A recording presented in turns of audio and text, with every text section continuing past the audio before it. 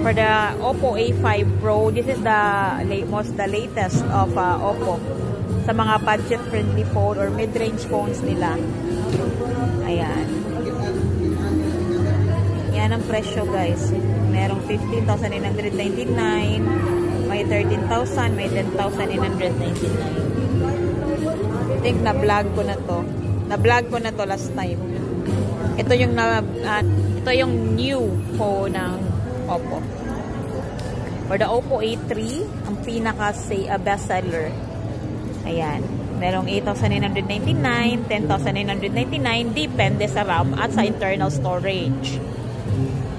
Ang Oppo A3, nagpa-price drop ngayon sila. Ayan ang latest. 7,999 na lang.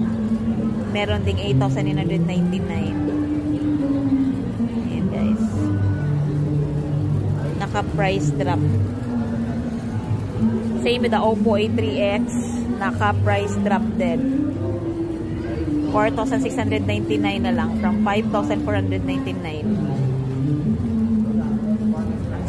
Meron ding 6,999. Ngayon, 5,999 na lang. Depende sa specification, sa internal storage, etc.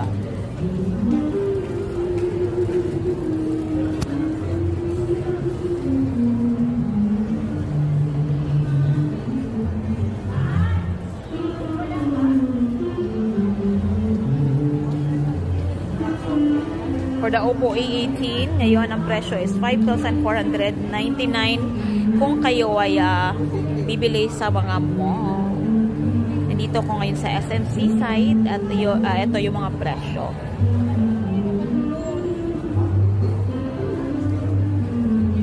So guys, that's it for the Oppo A60. 9,998 na lang siya.